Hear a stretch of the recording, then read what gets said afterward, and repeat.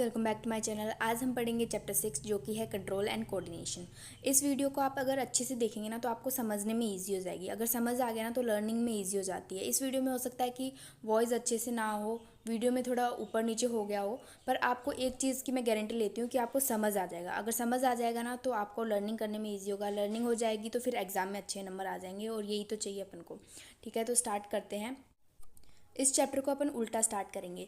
पहले अपन है ना एनिमल हार्मोन्स पढ़ेंगे, क्योंकि वो चीज़ है ना ईजी है। आपने क्लास 8th में 7th में कहीं ना कहीं वैसा कुछ पढ़ रखा होगा ये वाली चीज़। पहले इसको सल्टा लेते हैं। ये 10 मिनट का 15 मिनट का इतना कुछ है, 2 पेज का है। मैंने ना पहले हार्मोनल सिस्टम स्टार्ट कर लिया। इससे पहले अपन ने नहीं पढ़ा, अपन पढ़ेंगे इलेक्ट्रिक इम्पल्स के बारे में। मैं थोड़ा सा आपको बता देती हूँ, इसमें आ गया। इलेक्ट्रिक इम्पल्स क्या होती है अपन आगे पढ़ने वाले हैं, जिसमें नर्व जो होती है, अपने शरीर की नसें होती है, वो ऐसे कनेक्टेड होती है, एक नर्व से दूसरी नर्व कनेक्टेड होती है। अमीबा लग रहा है ना। तो फिर क्या होता है कि ये नर्व कनेक्ट हो गई। इसका काम क्या रहता है, मैसेज को सेंड और रिसीव करना। ये ब्रेन हो गया अपना, ब्रेन से सेंड करेगी मैसेज बॉडी तक, बॉडी से रिसीव करके ब्रेन को सेंड करेगी। मतलब सिंपल सा काम है। नर्व का क्या काम होता है कि मैसेज को सेंड और रिसीव करना, बॉडी से ब्रेन तक, ब्रेन से बॉडी तक। ये इसका इलेक्ट्रिक इम्पल्स का काम हो गया, जो कि है नर्व सिस्टम में आ जाता है। अगर ये थोड़ा सा समझ नहीं आया ना तो अपन आगे पढ़ेंगे इसके बारे में। मैंने पीछे से स्टार्ट कर दिया चैप्टर को ताकि ईजी लगे। तो इसको फुलफिल करने के लिए ये लिमिटेड होता है, कुछ सेल तक ही रिच कर पाता है मैसेज को सेंड और रिसीव करना, कुछ जगह ये नहीं होता। तो इसलिए इसका दूसरा वे है जो कि है हार्मोनल सिस्टम। अभी तक देखा कि इलेक्ट्रिक इम्पल्स का डिसएडवांटेज हो गया कि वो पूरे जगह रिच नहीं कर पाता, लिमिटेड है भाई, पूरी सेल की, बॉडी के सेल की जगह रिच नहीं कर पाता। इसलिए इसके जगह अपन ने दूसरा सिस्टम लिया, हार्मोनल सिस्टम। इलेक्ट्रिक इम्पल्स के बारे में अपन है ना स्टार्टिंग में आप पेज खोल के देखोगे ना, वहाँ पे नर्व सिस्टम बन रखा होगा, नर्व बन रखी होगी, तो वहाँ पे अपन इसके बारे में पढ़ेंगे बाद में। मैंने पीछे से स्टार्ट कर दिया, एक बार फिर से बोल दिया है ना। तो फिर ये लिमिटेड हो गया, तो इसके जगह अपन हार्मोन्स यूज़ करते हैं, जो कि क्या है, एक केमिकल है। अपन ने पढ़ा होगा क्लास 7 क्लास 8 में, हार्मोन्स केमिकल्स है जिनका अलग अलग फंक्शन रहता है, अलग अलग ग्लैंड से वो रिलीज होते हैं। तो इसमें अपन को ज़्यादातर 3 ही चीज़ों का ध्यान रखना है, तो ग्लैंड्स का कौन सा हार्मोन रिलीज करती है, कौन सा ग्लैंड, और उस हार्मोन का कौन सा काम होता है। ठीक है, किस ग्लैंड ने कौन सा हार्मोन रिलीज किया और उस हार्मोन का बॉडी में अपना काम क्या होता है। और एक और चीज़ यहाँ पे ये आ जाती है कि जो ये हार्मोन्स है ना वो डायरेक्टली ब्लड में रिलीज होते हैं। जैसे कि ब्लड वेसल हो गई, ठीक है, आर्टरी वेन्स हो गई, तो हार्मोन जैसे कि ये ग्लैंड हो गई, हार्मोन की कोई ग्लैंड, तो ये डायरेक्टली मतलब ब्लड में ही, ब्लड के साथ घुल के चले जाएंगे। आपने चैप्टर 5 में पढ़ा होगा कि ब्लड वेसल्स क्या क्या ट्रांसपोर्ट करती है, हार्मोन्स ट्रांसपोर्ट करती है, डाइजेस्टिव सिस्टम ट्रांसपोर्ट करती है। वैसे ही ये हार्मोन्स जो है ग्लैंड से आएंगे। ग्लैंड डायरेक्ट, जो हार्मोन वाली ग्लैंड होगी वो डायरेक्ट ब्लड वेसल में आपके ब्लड के साथ घोल के हार्मोन को एक पार्ट से दूसरे पार्ट तक बॉडी के ट्रांसपोर्ट करेगी। एक ये वाली चीज़ हो गई। और इसी से रिलेटेड एक और चीज़ है यहाँ पे, इंडोक्राइन और एक्सोक्राइन। इंडो और एक्सोक्राइन के बारे में बता देती हूँ। एक्सोक्राइन के बारे में यहाँ पे लिखा नहीं, फिर भी आपके क्लास के हिसाब से इंपॉर्टेंट है। एक्सोक्राइन क्या होती है, एक्सोक्राइन जैसे अपने लीवर हो गई, लीवर भी एक ग्लैंड है, वो सीक्रेट करती है आपका बाइल जूस, तो वो हो गई एक्सोक्राइन। एक्सोक्राइन का मतलब होता है कि ऐसी ग्लैंड, लीवर का एग्जाम्पल से पढ़ते हैं, ऐसी ग्लैंड जो एक, उसके पास एक पाइप है, उस पाइप के द्वारा ही वो हार्मोन को या फिर आपके इंजाइम को ट्रांसपोर्ट करेगी। मतलब लीवर एक इंजाइम निकालता है, बाइल जूस, ठीक है, उसको वो पाइप के जरिए निकालेगी। ठीक है, उसके पास पाइप होती है, एक्सोक्राइन ग्लैंड्स के पास पाइप होती है। पर इंडोक्राइन के पास पाइप नहीं होती। वो क्या करती है कि डायरेक्ट ब्लड में आपका हार्मोन घोल देगी और वो हार्मोन आपका रिच कर जाएगा एक पार्ट से दूसरे पार्ट तक। अब अपन पहला हार्मोन अपना पढ़ते हैं, जो कि है एड्रेनलिन हार्मोन। एड्रेनलिन हार्मोन हो गया कौन सी ग्लैंड से, एड्रेनल ग्लैंड से। फोटो दिखाती हूँ मैं आपको। एड्रेनल ग्लैंड कहाँ होती है, ये जो किडनी हो गई, इनके ऊपर छोटी छोटी ये प्रेजेंट होती है। ठीक है, ये किडनी वाली नहीं है, ये नहीं है, ये किडनी के ऊपर जो है ना वो एड्रेनल ग्लैंड है। एड्रेनल ग्लैंड हो गई, कौन सा हार्मोन रिलीज करेगी, एड्रेनलिन हार्मोन। अब ग्लैंड कौन सी हो गई, एड्रेनल, हार्मोन एड्रेनलिन। सबसे इंपॉर्टेंट है क्लास 10th आरबीएससी सीबीएसई जो भी ले लो, ज़्यादातर आपसे अगर किसी ग्लैंड के बारे में पूछेंगे ना, वो एड्रेनलिन ग्लैंड के बारे में पूछेंगे। एड्रेनलिन तो हार्मोन हो गया, एड्रेनल ग्लैंड के बारे में पूछेंगे, वो कौन सा हार्मोन निकालती है, एड्रेनलिन हार्मोन निकालती है। इसका वर्क क्या होता है, इस वर्क के बारे में आपसे पूछेंगे, अभी ध्यान से सुनना। ठीक है, आपने कहीं ना कहीं सुना होगा एड्रेनलिन हार्मोन जब रिलीज होता है, ये कब रिलीज होता है, जब कोई डर की सिचुएशन होती है, जैसे कि आपके सामने भूत आ गया, आपके सामने शेर आ गया, आपकी टीचर आपको डांट रही है, आपको प्रेयर में खड़ा कर दिया, जैसे कि जी के क्वेश्चन का टाइम आता है जब बहुत ज़्यादा डर लगता है ना। तो फिर है ना, एड्रेनलिन हार्मोन आपका कब रिलीज होता है, जब डर की सिचुएशन हो। डर की सिचुएशन में क्या होगा कि आपकी हार्ट बीट बढ़ जाएगी। हार्ट बीट बढ़ने के साथ साथ आपकी ब्रीथ रेट बढ़ जाएगी। ब्रीथ रेट बढ़ेगी जब आपके पास, आपकी बॉडी के पास ब्लड सप्लाई ज़्यादा होगा, मतलब कॉमन सेंस वाली बात है।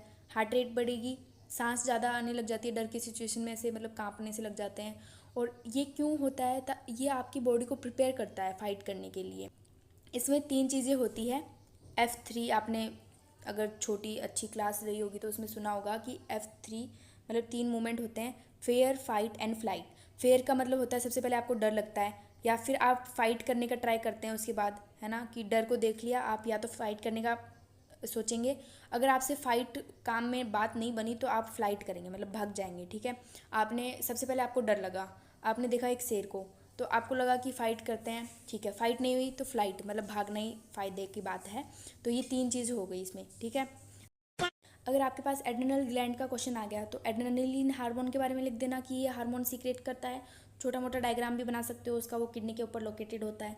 ठीक है, ये जो एड्रेनलिन हार्मोन है वो सीक्रेट होता है डायरेक्ट ब्लड में, क्योंकि ये इंडोक्राइन सिस्टम के बारे में अपन पढ़ रहे हैं। जो हार्मोन्स होते हैं ना वो इंडोक्राइन में ही आ जाते हैं। इंडोक्राइन मतलब डायरेक्ट ब्लड में आपका हार्मोन छोड़ना। हार्मोन डायरेक्ट ब्लड के थ्रू आपके बॉडी पार्ट्स पे रीच करता है। ये इंडोक्राइन सिस्टम हो गया, पूरा हार्मोनल सिस्टम हो गया। एड्रेनलिन ग्लैंड के बारे में अपन पढ़ रहे थे, एड्रेनल ग्लैंड के बारे में पढ़ रहे थे, जो कि सीक्रेट करती है एड्रेनलिन हार्मोन। कहाँ सीक्रेट करती है, इसका वर्क क्या होता है? वर्क अब मेन इंपॉर्टेंट चीज़ आ जाता है, इसका वर्क क्या होता है। आपको इसमें 3-4 चीज़ें ध्यान में रखनी है। हार्ट बीट फास्ट हो जाती है, ब्लड फ्लो इंक्रीज हो जाता है, O2 ज़्यादा रीच कर पाता है अपने मसल सेल्स पर, बॉडी पार्ट्स पे O2 आपका रीच कर पाता है। और इसके साथ साथ आपकी स्किन जो है वो रिड्यूस हो जाती है। ये चीज़ें आपकी डर की सिचुएशन में होती है। इसके साथ साथ इस क्वेश्चन में आप F3 के बारे में भी आप लिख सकते हैं। जैसे कि यहाँ पे लिख रखा था, heart beat faster, blood flow increase होगा, अपना ऑक्सीजन जो है मसल सेल्स तक रीच करेगा, इसके साथ स्किन रिड्यूस होगी, और जो ब्लड है वो डाइजेशन सिस्टम तक जाएगा। ठीक है, ये चीज़ें आपको ध्यान में रखनी है। अभी अपन ने एड्रेनल ग्लैंड के बारे में पढ़ लिया, ये थोड़ी सी मेन थी, बाकी तो लोकल ग्लैंड है, इनके बारे में पढ़ लेते हैं। इसका कुछ डायग्राम ऐसा बन जाता है। ठीक है, ये डायग्राम बहुत इंपॉर्टेंट है, आपसे पूछ सकता है कि ग्लैंड के बारे में। बस इसमें पूरा सेम है मेल और फीमेल में, लास्ट का जो ग्लैंड है वो अलग है। ठीक है, सबसे पहले अपन पढ़ते हैं थायराइड ग्लैंड के बारे में। एड्रेनल के बारे में हो गया पहले, अब थायराइड ग्लैंड के बारे में पढ़ते हैं। बहुत ईजी है थायराइड ग्लैंड, जल्दी जल्दी पढ़ेंगे। मैंने एड्रेनल ग्लैंड को कुछ ज़्यादा एक्सप्लेन कर दिया, छोटी सी चीज़ थी। ठीक है, थायराइड ग्लैंड में क्या होता है, कौन सा हार्मोन रिलीज करता है? Thyroxine hormone. ग्लैंड हो गई थायराइड और हार्मोन हो गया थायरोक्सिन, दोनों के नाम भी सेम सेम है। MCQs में आया तो इजीली टिक कर सकते हैं।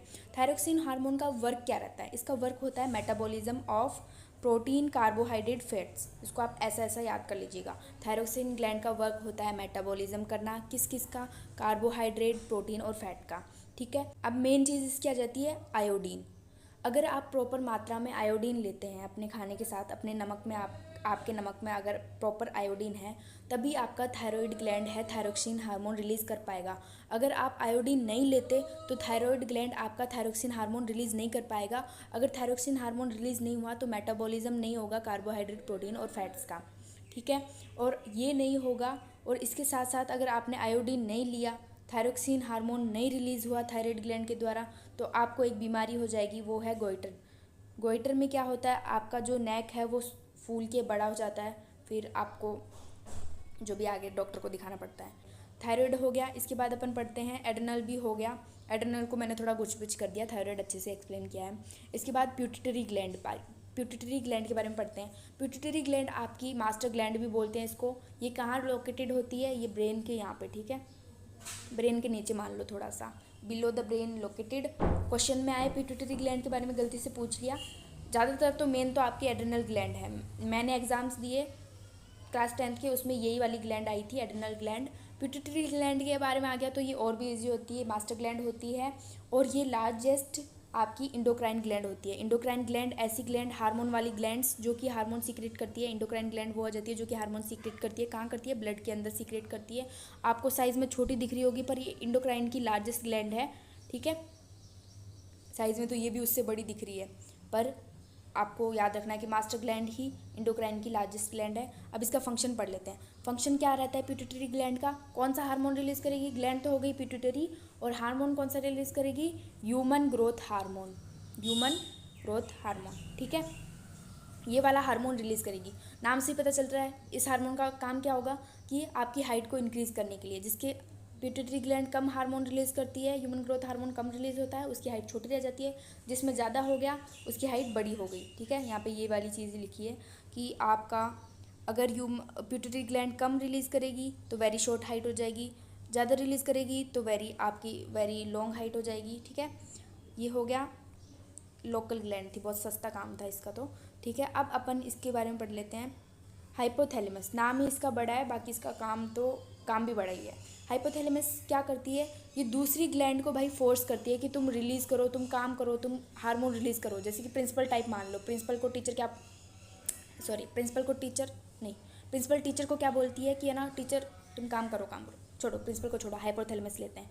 हाइपोथैलेमस क्या होता है कि है ना दूसरी ग्लैंड को फोर्स करती है कि तुम वर्क करो, तुम अपना हार्मोन रिलीज़ करो। जैसे कि इसका एक किसको फोर्स करती है, जैसे कि पिट्यूटरी ग्लैंड को फोर्स कर दिया कि तुम निकाल क्यों नहीं रही हो, ह्यूमन ग्रोथ हार्मोन निकालो ना।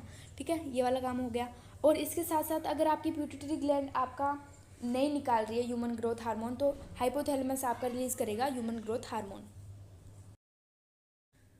इसको अपन इसके बाद पढ़ेंगे, पहले पेनक्रियाज के बारे में पढ़ लेते हैं। पेनक्रियाज क्या होता है, पेनक्रियाज कहाँ लोकेटेड होता है, ये रहा पेनक्रियाज, ऐसे है ना, ये वाली चीज़ येलो वाली, ये पेनक्रियाज है। पेनक्रियाज का क्या सिस्टम रहता है, ये सीक्रेट करती है आपका इंसुलिन हार्मोन। ठीक है, इंडोक्राइन है, इंसुलिन सीक्रेट करेगी, कहाँ करेगी, डायरेक्ट ब्लड में। Endocrine gland pancreas. आपसे पूछे give the example of endocrine gland, तो ये जो सारी ग्लैंड है ना जो हार्मोन रिलीज करती है वही आपकी इंडोक्राइन ग्लैंड हो जाती है ये सारी। कोई सा भी 2-3 एग्जाम्पल लिख लेना, वेरी शॉर्ट में आ सकता है। पैनक्रियाज ने क्या रिलीज़ किया, इंसुलिन। अब इंसुलिन का काम क्या होता है कि ये शुगर लेवल को रेगुलेट करती है अपने ब्लड में। ये रहा इंसुलिन, कौन सी ग्लैंड आ गई इंडोक्राइन में, पैनक्रियाज ग्लैंड। इसका वर्क क्या हो गया, function regulate blood sugar level. ठीक है, अगर आपका इंसुलिन का मात्रा जो कि पैनक्रियाज ग्लैंड के द्वारा सीक्रेट किया है वो सही है तो आपका शुगर लेवल अच्छा रहेगा। अगर आपका पैनक्रियाज का जो इंसुलिन सीक्रेट किया गया हार्मोन है वो सही नहीं है, गड़बड़ है उसमें, तो आपको क्या हो जाएगी, डायबिटीज़। आपको नहीं, मेरे को ही हो गई मान लो। और इसके बाद अपन आ जाते हैं टेस्टोस्टेरोन और एस्ट्रोजन। इसमें ओ साइलेंट रहता है, लिखो या ना लिखो एक ही बात है। इनका वर्क क्या होता है, ये एज के साथ आपके सीक्रेट होते हैं। जैसे कि 12-13 साल के हो गए जब आपके सीक्रेट होना स्टार्ट हो जाएगी टेस्टोस्टेरोन और एस्ट्रोजन। इसके बारे में ऑलरेडी पता होगा आपको ज़्यादा। तो ये होने पे क्या होता है कि आपके जो प्यूबर्टी पे चेंजेस आते हैं वो चेंजेस इन दोनों हार्मोन की वजह से होता है। बॉयज़ में टेस्टोस्टेरोन और गर्ल्स में एस्ट्रोजन। जैसे कि चेंजेस हो गए कि मतलब हाइट ग्रो होना, नहीं हाइट तो नहीं, हाइट तो पिट्यूटरी ग्लैंड की वजह से। वॉइस में चेंज आ गया, वॉइस में चेंज क्यों होता है, इन दो हार्मोन की वजह से।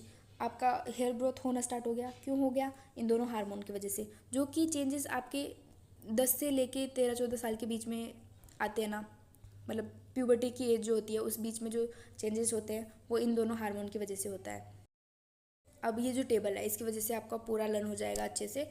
ठीक है, ग्रोथ हार्मोन पिट्यूटरी ग्लैंड जो कि ग्रोथ को आपका शो करती है। ग्रोथ क्यों होती है, पिट्यूटरी ग्लैंड के हार्मोन की वजह से जो कि है growth hormone. Thyroid gland thyroxine hormone release करती है, यहाँ पे थायरोक्सिन लिख देना है। उसका वर्क ये हो गया कि मेटाबॉलिज्म रेगुलेट करना, फैट प्रोटीन और कार्बोहाइड्रेट, ये तीनों चीज़ इंपॉर्टेंट है। इंसुलिन पेनक्रियाज के द्वारा regulate blood sugar level. Testosterone कहाँ से रिलीज होती है, टेस्टिस से। इसका जो काम क्या होता है, ये इन दोनों का वर्क जो फंक्शन है वो सेम हो जाता है। ठीक है, ओवरीज क्या रिलीज करती है, एस्ट्रोजन। ये दोनों आपके हो गए हार्मोन्स जिनका वर्क सेम ही रहता है, ये इसका वर्क हो गया। और इसके बाद आ जाता है कि एड्रेनल ग्लैंड F3 का इसका काम होता है, फेयर फाइट एंड फ्लाइट। ठीक है, रिलीजिंग हार्मोन, रिलीज मतलब हार्मोन्स को रिलीज करने में हेल्प कौन करता है, आपका हाइपोथैलेमस जो कि पिट्यूटरी ग्लैंड के हार्मोन को भी रिलीज करता है, पिट्यूटरी ग्लैंड को फोर्स भी करता है कि भाई तुम रिलीज करो, काम करो। ये सस्ता सा इतना समरी हो गई यहाँ पे, है ना। क्योंकि है ना मैंने उल्टा इसलिए भी स्टार्ट किया क्योंकि आगे का जो है ना वो उस पीछे से इतना कुछ खास मतलब है नहीं, वो पीछे का एक नया ही टॉपिक स्टार्ट होता है। अगर आप आगे का नहीं पढ़ोगे, ये नर्व के बारे में नहीं पढ़ते, जब भी आपको हार्मोन आ जाता, हार्मोन इजी था, उसमें कुछ नहीं था, बस कौन सी ग्लैंड कौन सा हार्मोन और उस हार्मोन का काम क्या है, और वो 2 बीमारियाँ याद कर लेनी है आपको कि पैनक्रियाज से आपकी डायबिटीज़ और उससे आपका क्या होता है, से आपका होता है गोइटर। इस चैप्टर में है ना अपन 2-3 चीज़ें मेन पढ़ेंगे, जैसे कि एक तो अपन पढ़ेंगे नर्व के बारे में, और एक होगा अपना ब्रेन, और इसके साथ एक अपन ने हार्मोनल सिस्टम जो कि अपन ने पढ़ लिया। ब्रेन इजी है, नर्व थोड़ा सा आपको समझने में वो रहेगा।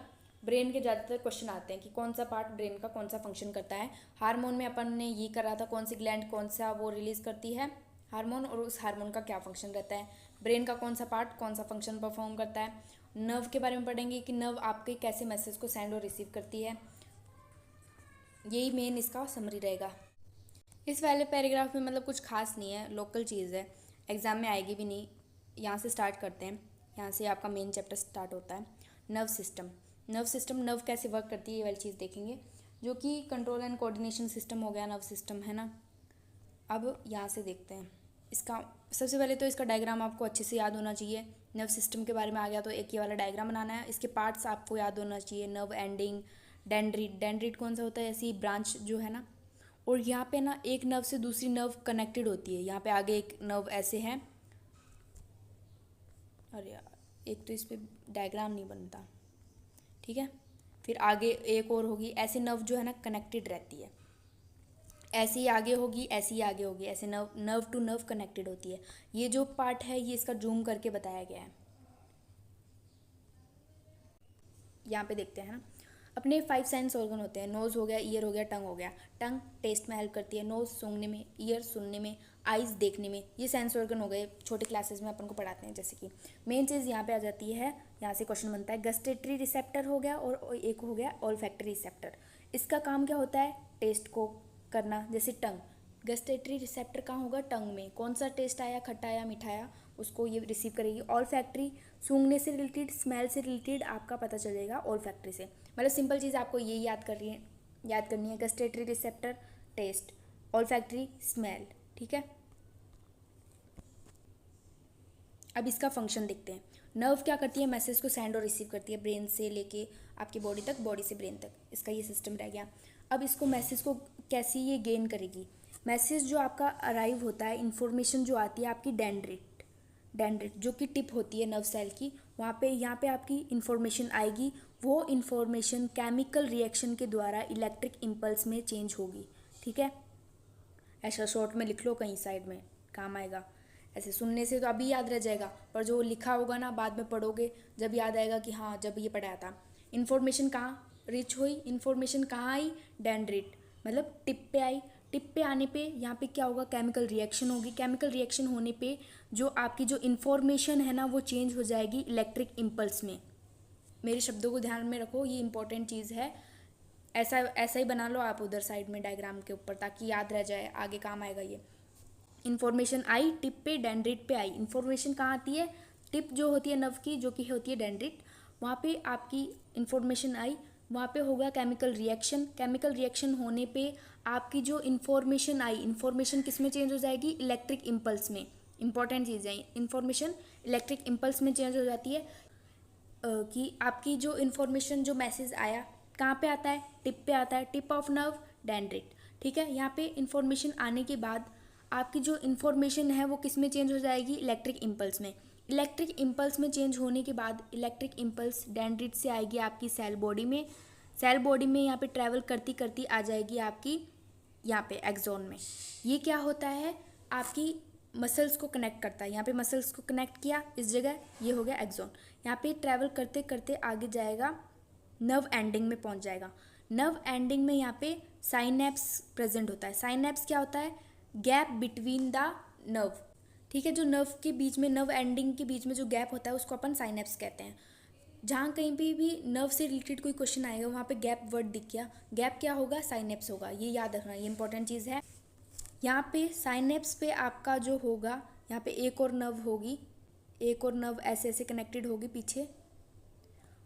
फिर अगेन अच्छे से सुनना है ना, अरे यार, यहाँ पे एक और नर्व होगी, जल्दी जल्दी बना लो, थोड़ी अजीब है, ठीक है। साइनेप्स क्या हो गया, गैप हो गया यहाँ पे जो प्रेजेंट था।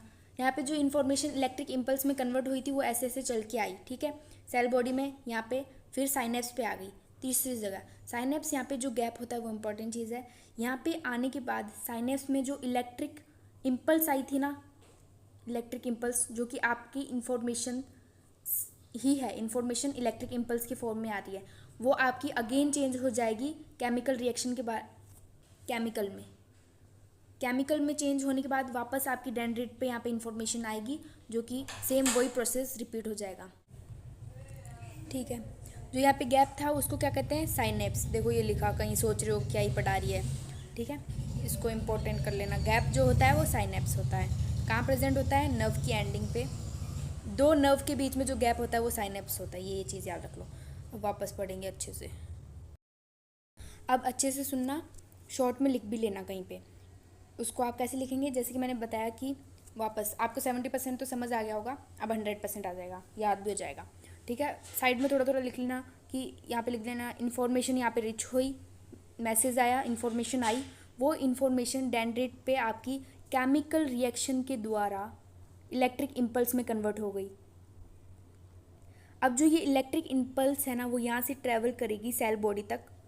एग्जाम में ऐसे ही लिख लेना, इन्फॉर्मेशन रिच एट डेंड्रिट, वहाँ पे due to chemical reactions information convert into electric impulse where the electric impulse travel throughout the cell body to axon। फिर यहाँ पे ऐसे ऐसे ट्रैवल किया, इसी चीज़ को बढ़ा चढ़ा के लिख देना।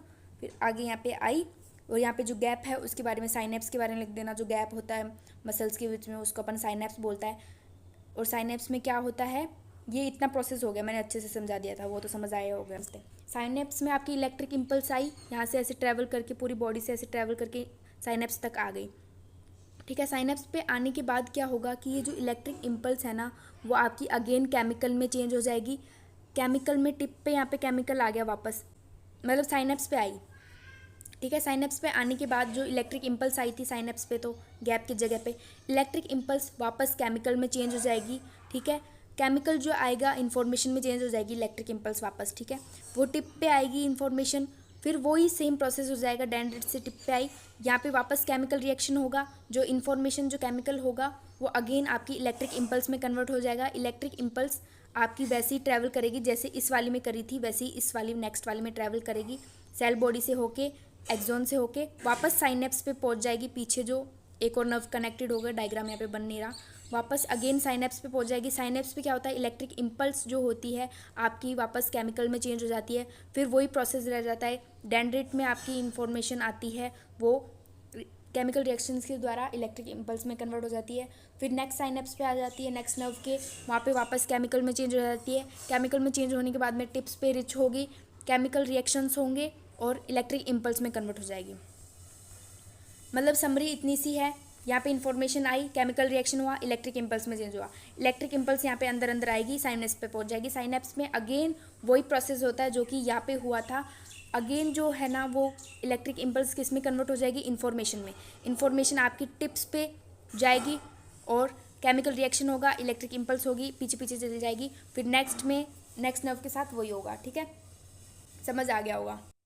रिफ्लेक्स एक्शन, रिफ्लेक्स एक्शन क्या होता है, क्विक एक्शन होता है, मतलब बहुत जल्दी होता है और ये अपने कंट्रोल में नहीं होता, इनवॉलेंट्री होता है।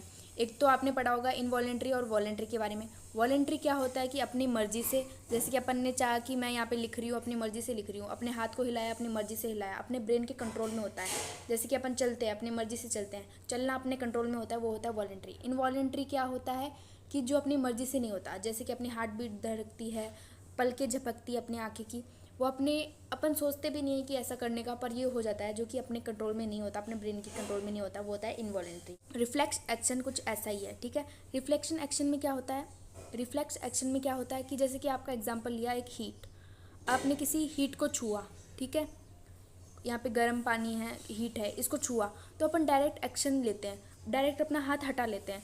अपने ब्रेन में कुछ, अपन ने ब्रेन में ऐसा कुछ सोचा भी नहीं कि ये हो गया, ये हो गया, ये करो, ये डायरेक्ट अपने आप ही, जैसे कि गर्म फील हुआ, अपने आप ही हाथ हट जाता है, जल्दी से हट जाता है। ज़्यादा कुछ अपन इतना सोचते भी नहीं है, सोचने समझने का टाइम भी नहीं रहता, और मतलब अपने आप ही एक्शन सा होता है, उसको अपन क्या कहते हैं, रिफ्लेक्स एक्शन। आगे बढ़ते हैं, वापस यहाँ पे इस डायग्राम की हेल्प से समझते हैं अपन। जैसे कि अपन ने ये हीट लिया, अपना हाथ लगा, ब्रेन ने कुछ इतना सोचा भी नहीं, ज़्यादा सोचा भी नहीं कि गर्म लग रहा है, चलो हाथ हटाते हैं आराम से, ऐसा कुछ नहीं हुआ। अपन ने टच किया, टच करते ही हटा लिया, अपने आप से ही हो गया वो, एक तरह से, है ना। तो ये क्यों होता है, सबसे पहले अपन ने रिसेप्टर मतलब रिसीव किया, रिसेप्टर और इफेक्टर वापस आया। रिसेप्टर फर्स्ट स्टेप रहता है, जैसे कि अपन ने रिसीव किया, हीट को रिसीव किया, ये हीट यहाँ पे गई, पहले कहाँ जाएगी, सेंसरी नर्व इसका एक पार्ट होगा। सेंसरी नर्व, अपन ने नर्व्स के बारे में पढ़ा कि इन्फॉर्मेशन कैसे गेन करती है, कैसे रिसीव करती है, वही आपकी सेंसरी नर्व हो गई। मतलब यहाँ पे आपने हीट को टच किया, ये जो नर्व थी वहाँ पे आपको नर्व को फील आया, इन्फॉर्मेशन आई कि गर्म लग रहा है। डेंड्रिट से होते हुए, साइनेप्स से होते वो नेक्स्ट टू नेक्स्ट नर्व ऐसे जाएगी, इन्फॉर्मेशन ऐसे चली गई, कहाँ गई, स्पाइनल कॉर्ड तक। फिर जो एक ये रिले न्यूरॉन है, ये आपकी मोटर न्यूरॉन और सेंसरी न्यूरॉन को जॉइन करती है, उस जगह को अपन कहते हैं रिले न्यूरॉन। सबसे पहले हीट को रिसेप्टर किया, रिसीव किया, फिर सेंसरी नर्व मतलब हीट की इन्फॉर्मेशन एक नर्व से दूसरी नर्व तक पहुंची, कहाँ तक आई, रिले न्यूरॉन तक आई। रिले न्यूरॉन में क्या होता है, सेंसरी और मोटर दोनों जहाँ पे कनेक्टेड होती है उसे अपन कहते हैं रिले न्यूरॉन। मोटर न्यूरॉन का काम क्या होता है, मसल्स को मूव करना, आगे मसल्स को मूव करो ताकि, पहले सेंसरी का होता है इन्फॉर्मेशन पहुंचाना, स्पाइनल कॉर्ड तक इन्फॉर्मेशन पहुंचा दी। रिले न्यूरॉन जहाँ पे दोनों मोटर और सेंसरी दोनों है लोकेटेड, उसे कहते हैं रिले न्यूरॉन। और मोटर न्यूरॉन का काम क्या करता है कि आपकी मसल्स को मूव करना ताकि आपकी इन्फॉर्मेशन आगे तक जाए और यहाँ से आप हाथ हटा लो। ठीक है, इसका पूरा एक चार्ट सा आता है, जैसे कि हीट आई, हीट आई, फिर सेंसरी न्यूरॉन आ जाएगा, इन्फॉर्मेशन पता चली सेंसरी न्यूरॉन को, कहाँ तक चाहिए, स्पाइनल कॉर्ड तक गई, स्पाइनल कॉर्ड से वापस आएगी मोटर सेंसरी न्यूरॉन तक। ठीक है, जो कि मसल्स को मूव करने में हेल्प करती है। फिर होगा आपका action, muscle action, muscle action कि अपन हाथ को हटा लेंगे। सबसे पहले हीट लगेगी, सेंसरी जो हीट की इन्फॉर्मेशन है, सेंसरी न्यूरॉन मतलब नर्व की तरह ही वो काम करती है, इन्फॉर्मेशन को आगे पहुंचाती है। कहाँ पहुंचाएगी, स्पाइनल कॉर्ड, इंपॉर्टेंट है, ब्रेन नहीं है यहाँ पे क्या है, स्पाइनल कॉर्ड है। स्पाइनल कॉर्ड के बाद आपका जो इन्फॉर्मेशन है वापस मसल के जरिए मूव करती करती मोटर न्यूरॉन तक आएगी। मोटर न्यूरॉन की वजह से अपन मसल एक्शन करेंगे, मतलब अपने हाथ को हटा लेंगे, जिसे कहते हैं इफेक्टर। यहाँ पे इफेक्ट हो गया, यहाँ पे रिफेक्टर था, रिसेप्टर मतलब रिसीव किया, और लास्ट में क्या आ जाता है, इफेक्टर। वो वाला चार्ट याद रखना जो अभी मैंने मिटाया, वैसा का वैसा बना लो, वैसे क्वेश्चन आता है। एक और चार्ट इस टाइप से भी आता है, हीट रिसेप्टर मतलब रिसीव हुआ, इन्फॉर्मेशन रिसीव हुआ, रिसेप्टर के बाद स्पाइनल कॉर्ड आ जाएगा, स्पाइनल कॉर्ड के बाद आपका इफेक्टर आ जाएगा, मतलब इफेक्ट क्या हुआ, आपने हाथ को हटा लिया। यही चीज़ है, अच्छे से याद कर लेना, है ना। मतलब थोड़ी चीज़ें ऐसे होती है कि अभी स्टार्टिंग में आपको समझ नहीं आई, आपने वो जो मैंने दोनों सड़े डायग्राम अभी बनाए ना एरो वाले, वैसे का वैसा यहाँ पे साइड में बना लो, बहुत काम के डायग्राम है, उन पे क्वेश्चन आता है और उससे आपका पूरा स्टेप भी आपको याद रहता है। रिफ्लेक्ट एक्शन आ गया ना, तो उसमें आप क्या क्या लिखेंगे, एक तो ये डायग्राम बन जाएगा, एक रिफ्लेक्ट आर्ट के बारे में बता देना कि जब पाथवे वहाँ पे है ना, सेंसरी जो पाथवे होता है जहाँ पे सेंसरी न्यूरॉन मोटर न्यूरॉन होती है, उसे अपने रिफ्लेक्ट आर्ट कहते हैं। ये जो प्रोसेस होता है वो रिफ्लेक्ट एक्शन होता है। इस एक्शन में क्या होता है कि हीट आती है, सेंसरी न्यूरॉन के बारे में बता देना जो कि इन्फॉर्मेशन को रिसीव करती है। रिले न्यूरॉन जहाँ पे आपका दोनों ये मीट करती है, मोटर और सेंसरी, वो रिले हो गया। स्पाइनल कॉर्ड से आपका जो वापस इन्फॉर्मेशन आता है, ब्रेन तक नहीं जाता, सिर्फ स्पाइनल कॉर्ड से आता है। और वो कहाँ से आता है, मोटर न्यूरॉन जो मूव में हेल्प करती है। The neuron which help in movement are called motor neuron. ऐसा ऐसा लिख लेना। मेरा वीडियो बहुत छोटा बनता है, पर मैं एक चीज़ को 2 से 3 बार समझाती हूँ ताकि लर्निंग में ईजी हो, समझ अच्छे से आ जाए। समझना ही मेन काम होता है। ठीक है, ह्यूमन ब्रेन के बारे में देखते हैं। ह्यूमन ब्रेन में जो कि ब्रेन है उसका डायग्राम ये रहा। एक तो अपन इन पार्ट्स के बारे में पढ़ेंगे और इनका फंक्शन क्या होता है, ये चीज़ है इस वाले पैराग्राफ में। सेंट्रल नर्वस सिस्टम में तो होगा ब्रेन और स्पाइनल कॉर्ड, और पेरिफेरल नर्वस सिस्टम में क्या होगा, इन दोनों की जो नर्व्स होती है, ब्रेन की nerve cranial nerve, spinal cord की नर्व स्पाइनल नर्व, इन दोनों की नर्व्स टुगेदर फॉर्म करेगी पेरिफेरल नर्वस सिस्टम। सिंपल था। ठीक है, ये होने के बाद अपन चलते हैं अब ब्रेन पे। अब सारा अपन जो है ना, इधर नीचे का ऊपर का ये जो और ये वाली चीज़, ये सारा इस डायग्राम की हेल्प से समझेंगे। अभी तक अपन ने हार्मोन के बारे में पढ़ लिया, नर्व के बारे में पढ़ लिया, अब अपन पढ़ेंगे ब्रेन के बारे में। ब्रेन में क्या है कि अलग अलग पार्ट है, उन पार्ट का अपन को फंक्शन और वर्क याद करना है। जैसे कि ये पार्ट हो गया, ये पार्ट हो गया, ये कौन सा काम करता है, कौन सा वर्क करता है, वो वाली चीज़ अपन इसमें देखेंगे। मतलब अपन को लर्न करना है, इसके पार्ट्स के नेम याद करने हैं और इसके साथ साथ इनका जो काम होता है वो याद करना है। इन 2 पेजेस में ये है ब्रेन के बारे में, है ना। तो सबसे पहले अपन देख लेते हैं कि ब्रेन को प्रोटेक्ट कैसे कर सकते हैं। ये वाला पार्ट आ जाता है जो कि है स्कल। स्कल मतलब आउटर कवरिंग होती है जो कि ब्रेन को प्रोटेक्ट करता है। ब्रेन काफ़ी सॉफ्ट होता है, मतलब सेंसिटिव होता है, तो इसके लिए, इसके प्रोटेक्शन के लिए कुछ ना कुछ चाहिए होता है जो कि होता है स्कल। स्कल को अपन बोलते हैं कार्नियम। इसका पूरा प्रोटेक्शन के बारे में ना इस वाले पैराग्राफ में बता रखा है, इस वाले में, कि ब्रेन काफ़ी इंपॉर्टेंट पार्ट होता है जिसको प्रोटेक्ट करने के लिए अपन को कुछ ना कुछ चाहिए होता है। जो लेयर होती है, आउटर लेयर काफ़ी हार्ड होती है, जिसको अपन कहते हैं स्कल। स्कल के साथ साथ अपन कार्नियम भी कह सकते हैं। कार्नियम के साथ साथ अपन उसको कह सकते हैं बोनी बॉक्स। बोनी बॉक्स मतलब एक बॉक्स टाइप हो गया ना, कि अंदर तो आपका भेजा हो गया, ब्रेन हो गया अपना भेजा हो गया, ठीक है। ऊपर से जो कवरिंग होती है वो स्कल हो गई, स्कल को अपन कार्नियम कह सकते हैं। कार्नियम के साथ साथ बॉक्स टाइप होता है, अंदर आपका सामान, ऊपर से डिब्बा जो कि प्रोटेक्ट करने के लिए होता है, जिसको अपन बोनी बॉक्स कहते हैं। इसके साथ साथ प्रोटेक्शन के लिए अपने लिए दूसरी चीज़ भी आ जाती है जो कि है फ्लूइड होता है, जो फील्ड होता है ब्रेन के अंदर। फ्लूइड फील्ड होता है, किस लिए होता है? ताकि अपने जो शॉक लगते हैं ना उसको प्रोटेक्ट करने के लिए फ्लूइड होता है। अगर प्रोटेक्शन पे कोई क्वेश्चन आ गए तो उसमें अपन क्या लिख सकते हैं कि एक तो स्कल होती है जो आउटर मोस्ट कवरिंग, जो हार्ड कवरिंग होती है ब्रेन को प्रोटेक्ट करने के लिए। बोनी बॉक्स के बारे में अपन कह सकते हैं कि वो बॉक्स टाइप होता है, स्कल ही होता है, वो बोनी बॉक्स टाइप होता है, मतलब, है ना, बॉक्स टाइप हो गया। और इसके साथ साथ अंदर फ्लूइड भी फील्ड होता है जो भी ब्रेन को प्रोटेक्ट करने में हेल्प करता है, जो कि शॉक वगैरह ऐसे लगता है उसको प्रोटेक्ट करने के लिए, ठीक है। इसके बाद ब्रेन की अपन ने प्रोटेक्शन पढ़ ली, 2 चीज़ आ गई, बोनी बॉक्स और फ्लूइड।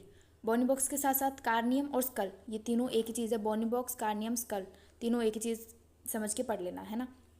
और फ्लूइड अंदर आ गया जो कि शॉक से प्रोटेक्ट करता है, ठीक है। और इसके बाद अपन आ जाते हैं कि ब्रेन तो ये हो गया अपना, ब्रेन ये हो गया ऊपर वाला। और इसके साथ साथ अपने जो पीछे अपन ने सुना होगा बैकबोन होती है। बैकबोन के अंदर क्या होती है? बैकबोन के अंदर होती है अपनी स्पाइनल कॉर्ड। बैकबोन के बारे में तो सुना ही होगा, स्पाइनल कॉर्ड आजकल के बच्चे तो सब सुन लेते हैं, ठीक है। स्पाइनल कॉर्ड अंदर होती है, इसके ऊपर से बैकबोन होती है जो कि कवर करती है स्पाइनल कॉर्ड को। स्पाइनल कॉर्ड काफ़ी इंपॉर्टेंट पार्ट होता है जो कि अपन ने पढ़ा था। स्पाइनल कॉर्ड क्या उसमें रिफ्लेक्स आर्क में एक्शन में काम आता है, वही अपना पूरा कंट्रोल करती है वहाँ से, है ना। ब्रेन के नीचे यहाँ पे स्पाइनल कॉर्ड कनेक्टेड होती है। स्पाइनल कॉर्ड को प्रोटेक्ट करने के लिए अपने पास बैकबोन है जो कि वर्टिब्रल कॉलम्स जो होते हैं ना, ऐसे कॉलम्स पढ़ा होगा 6th-7th क्लास में आया था कि ऐसे वर्टिब्रल कॉलम्स होते हैं जो कि अपने पूरे मिलके ये बैकबोन बनाते हैं। और बैकबोन किसको प्रोटेक्ट करती है? स्पाइनल कॉर्ड को, ठीक है। मतलब 3-4 चीज़ें हो गई, bony box, skull, outer covering, fluid हो गया जो शॉक से प्रोटेक्ट करता है, ये ब्रेन के प्रोटेक्शन के लिए हो गई। और जो है ना स्पाइनल कॉर्ड के प्रोटेक्शन के लिए क्या हो गई? एक तो आपकी बैकबोन हो गई, उसके साथ साथ साथ वो वर्टिबल कॉलम्स जो होते हैं वो हो गए, ठीक है।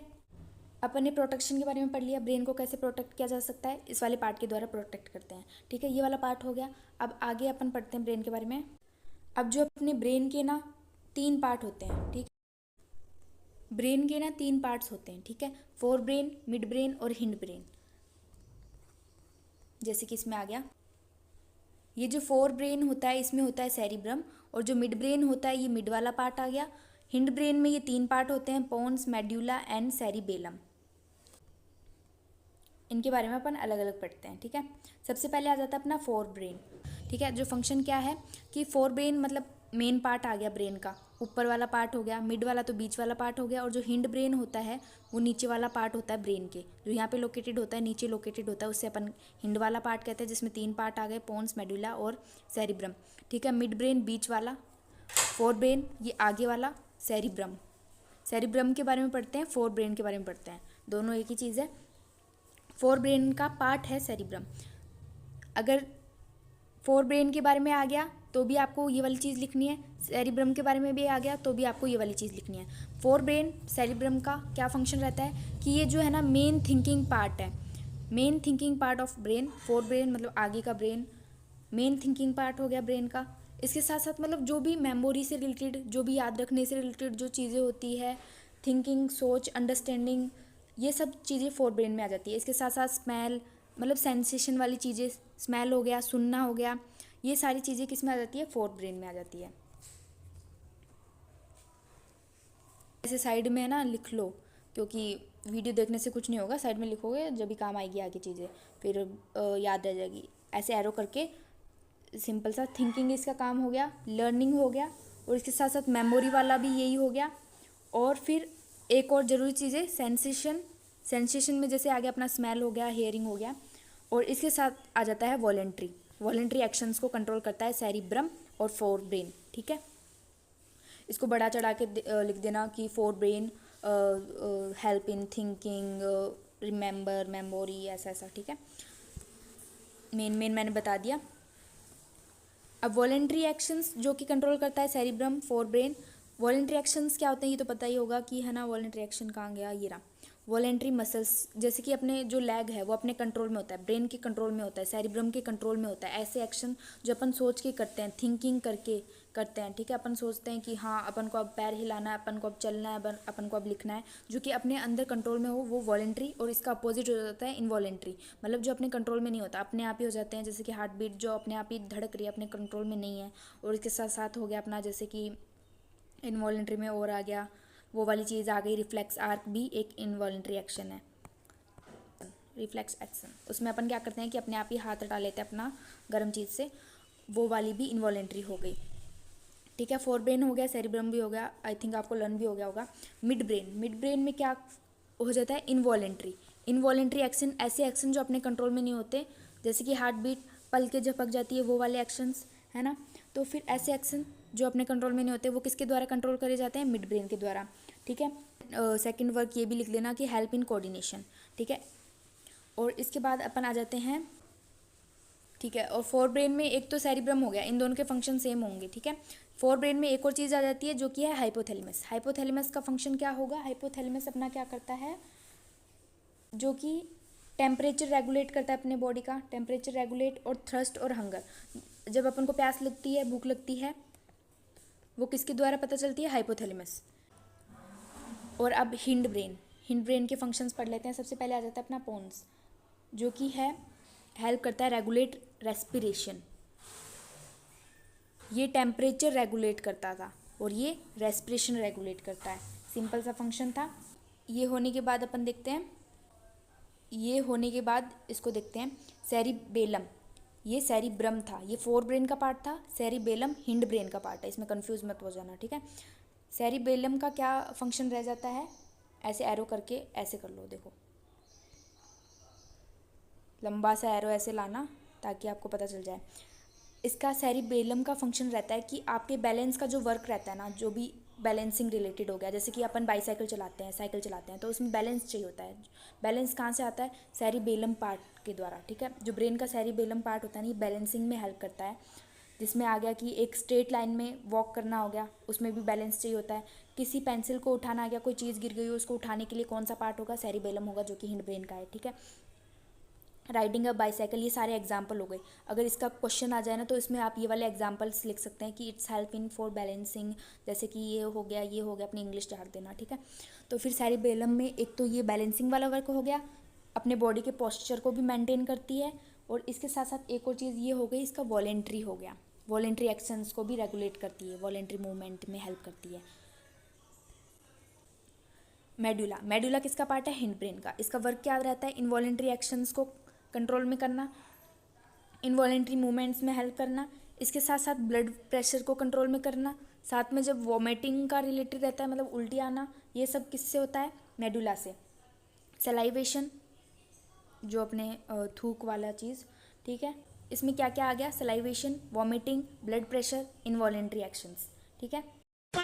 और सब तो ठीक है, आपके दिमाग में एक चीज़ आ रही होगी कि वॉलेंट्री और इनवॉलेंट्री का क्या भाई, क्या फंडा है इसमें, कोई भी कुछ भी कर रहा है, मतलब जैसे कि अपन ने देखा कि ये वॉलेंट्री कर रहा है, ठीक है, एक ने कर लिया, इसके साथ साथ ये भी वॉलेंट्री मूवमेंट करने में हेल्प कर रहा है, ये इनवॉलेंट्री मूवमेंट हेल्प करना, ठीक है। और ये वाला मेडुला इनवॉलेंट्री, तो इसके लिए एक ट्रिक है, ये कंफ्यूज कर देती है कि भाई जो सी वाले हैं ना, सेरिब्रम और सेरिबेलम, ये करेंगे वॉलेंट्री, और जो एम वाले हैं ना वो करेंगे इनवॉलेंट्री। मेरे लिए तो भाई मैंने तो ये वाली ट्रिक ही अप्लाई करी थी, अगर सही लगे तो ठीक है, वरना नहीं लगे तो वैसे ही याद कर लेना डायरेक्ट। बाकी इजी तो यही रहेगा, सेरिब्रम सेरिबेलम, जो सी से स्टार्ट होते हैं वो करेंगे वॉलेंट्री, जो एम से स्टार्ट करेंगे वो करेंगे इनवॉलेंट्री मूवमेंट में हेल्प। ये जो सारी चीज़ें इधर लिखी है ना वो मैंने डायग्राम की हेल्प से बता दिया कि कौन सा पार्ट कौन सा वर्क करता है। ये वाली चीज़ यहाँ पे याद करनी है आपको। जैसे कि यहाँ पे ये देखो ये लिख रखा कि सलाइवेशन जो होता है, ब्लड प्रेशर जो होता है, वॉमिटिंग जो होती है वो किसके द्वारा कंट्रोल की जाती है, मेडुला के द्वारा, जो कि हिंड ब्रेन का पार्ट है ना। ये वाली चीज़ ही मैंने ऊपर एक्सप्लेन करी है, कहीं आप सोचने लग जाओ कि ये पैराग्राफ खा गई पूरा। अब इस वाले पैराग्राफ में इतना कुछ मतलब खास तो है नहीं। जैसे कि मैंने वो बताया था कि मोटर न्यूरॉन के बारे में बताया था कि मोटर न्यूरॉन कैसे मूव करती है, अपना शेप को चेंज करके मूव करती है। तो इसमें वो वाली चीज़ें आ जाती है जो कि मसल सेल्स वगैरह जो होती है ना, उनके अंदर एक स्पेशल प्रोटीन होता है। स्पेशल प्रोटीन जो होता है वो आपका मूवमेंट में हेल्प करता है, जो अपनी शेप को चेंज करके, जैसे कि मसल हो गई, एक मसल के अंदर स्पेशल प्रोटीन होगा, वो अपनी शेप को और एक अरेंजमेंट को चेंज करके मूवमेंट करेगा, जिसके द्वारा आपके जो सिग्नल्स वगैरह इलेक्ट्रिक इम्पल्स है वो एक नर्व से दूसरी नर्व तक पहुंच सके। तो इसमें इतना कुछ खास तो दिख नहीं रहा, बस एक चीज़, एक टर्म याद कर लेना, स्पेशल प्रोटीन होता है जो कि हेल्प करता है मसल्स को अपनी शेप को चेंज करने में, ताकि आपका मैसेज जो है आगे पहुंच सके। ये स्टार्ट करने से पहले मैं आपको एक ज़रूरी चीज़ बता देती हूँ जो कि आपके कॉन्सेप्ट को क्लियर करेगी। आपसे एग्जामिनर क्या करता है कि रिफ्लेक्स एक्शन के बारे में और इनवॉलेंट्री एक्शन का डिफ्रेंशिएशन पूछ लेता है। रिफ्लेक्स एक्शन क्या है? एक इनवॉलेंट्री एक्शन ही है, इनवॉलेंट्री मूवमेंट ही है, और आपसे मतलब दोनों सेम चीज़ों के बारे में डिफरेंस पूछ लेता है। जैसे कि इनवॉलेंट्री मूवमेंट का डिफ्रेंशिएशन बताइए इनवॉलेंट्री मूवमेंट से, रिफ्लेक्स एक्शन और इनवॉलेंट्री मूवमेंट, मतलब ये वाला क्वेश्चन आ जाता है ऐसा। रिफ्लेक्स एक्शन, इनवॉलेंट्री मूवमेंट कैसे है ये समझ आ गया ना, कि मतलब अचानक से होता है, अचानक से अपन हाथ हटाते हैं, ब्रेन तक की बात जा ही नहीं पाती। और इनवॉलेंट्री मूवमेंट ऐसे होते हैं जो कि बिना ब्रेन तक पहुंचे हो जाते हैं, उन्हें अपन इनवॉलेंट्री मूवमेंट कहते हैं। और वॉलेंट्री मूवमेंट क्या होता है? वॉलेंट्री जो होता है अपने ब्रेन के कंट्रोल में जो रहता है। तो एग्जामिनर क्या करता है, यहाँ पे आपसे डिफ्रेंशिएशन पूछता है रिफ्लेक्स आर्क के बारे में और इनवॉलेंट्री मूवमेंट के बारे में। साथ लिखते जाइए। रिफ्लेक्स आर्क जो होता है वो किसके द्वारा कंट्रोल किया जाता है? Spinal cord. मैंने पढ़ाया था कि ब्रेन ऊपर होता है, स्पाइनल कॉर्ड यहाँ पे होती है जो कि बैकबोन से प्रोटेक्टेड होती है। स्पाइनल कॉर्ड है जो ब्रेन से पहले आ जाती है। मतलब रिफ्लेक्स एक्शन, इमरजेंसी का टाइम है, जल्दी से हाथ हटाना है भाई हीट से, तो स्पाइनल कॉर्ड ब्रेन से पहले आ जाती है, तो जल्दी काम होगा ना, पहले मैसेज जिसके पास जाएगा वहाँ से जल्दी काम हो जाएगा, स्पाइनल कॉर्ड से जल्दी काम हो जाता है, जल्दी से अपन हाथ हटा लेते हैं। तो इसलिए रिफ्लेक्स आर्क इनवॉलेंट्री मूवमेंट जो कि है वो किसके कंट्रोल में होती है? स्पाइनल कॉर्ड के कंट्रोल में होती है। और इनवॉलेंट्री एक्शंस जो इनवॉलेंट्री मूवमेंट जो खुद वो किसके कंट्रोल में हो गया? ब्रेन के कंट्रोल में, है ना। साथ साथ लिख लो, समझ आ रहा है ना, मतलब आ ही रहा होगा। ये इंपॉर्टेंट चीज़ है, थोड़ा सा जोर लगा के समझना पड़ेगा वरना आपको आ जाएगा टाइम के साथ साथ। जैसे कि ये किसके द्वारा? रिफ्लेक्स एक्शन इनवॉलेंट्री मूवमेंट हो गया, ये भी इनवॉलेंट्री मूवमेंट हो गया। ये कंट्रोल किया जाता है स्पाइनल कॉर्ड के द्वारा, ये करा जाता है ब्रेन के द्वारा। एग्जाम्पल की मदद से समझ आ जाएगा। एग्जाम्पल में हो गया रिफ्लेक्स एक्शन में, एग्जाम्पल क्या हो गया? एक बार वापस सजा के लिख लेती हूँ ना मैं, ये सजा दिया। इसमें और उसमें फ़र्क क्या था भाई? मेरे पास पेन नहीं है तो इससे ही काम चलाना पड़ेगा आपको, ठीक है। इसके बाद नेक्स्ट अपन पढ़ते हैं कि रिफ्लेक्स एक्शन में एग्जाम्पल के बारे में देखते हैं, उससे आपको और अच्छा सा समझ आ जाएगा। रिफ्लेक्स एक्शन में एग्जाम्पल देख लेते हैं। एक तो हो गया आपका ब्लिंकिंग। एक एग्जाम्पल हो गया ब्लिंकिंग मतलब अपन आँख झपकाते हैं, कोई अपने आँख चौंकता है या फिर कोई जानवर आके गिर जाता है तो अपन आंखें पल के झपकाते हैं। ब्लिंकिंग हो गया इनवॉलेंट्री मूवमेंट होता है जो कि अपने ब्रेन के कंट्रोल में नहीं होता, स्पाइनल कॉर्ड के कंट्रोल में होता है। वो एग्जाम्पल हो गया आपका रिफ्लेक्स आर्क में, मतलब अचानक से इमरजेंसी की सिचुएशन में ब्लिंकिंग आपका आइज़ को प्रोटेक्ट करने के लिए। इसके साथ साथ नेक्स्ट एग्जाम्पल यहाँ पे हो जाता है रिफ्लेक्स आर्क की हो गया, जैसे कि अपन किसी हीट से अपना हाथ को रिमूव करते हैं, वो रिफ्लेक्स आर्क हो गया, है ना। यहाँ पे एक और एग्जांपल लिख देना, रिस्पॉन्स टू स्ट्यूमिली। रिस्पॉन्स टू स्ट्यूमिली का मतलब यही हो गया कि अपन हीट से अपना हाथ हटाते हैं, जो कि गर्म होने पे हटा लेते हैं, इनवॉलेंट्री मूवमेंट होता है, रिफ्लेक्स आर्क होती है, ठीक है। अब इसमें इनवॉलेंट्री मूवमेंट में क्या रह जाएगा आपका एग्जाम्पल में कि हार्ट बीट हो गई एक, तो ऐसे यहाँ पे लिख लेना एग्जाम्पल हार्ट बीट, डाइजेशन,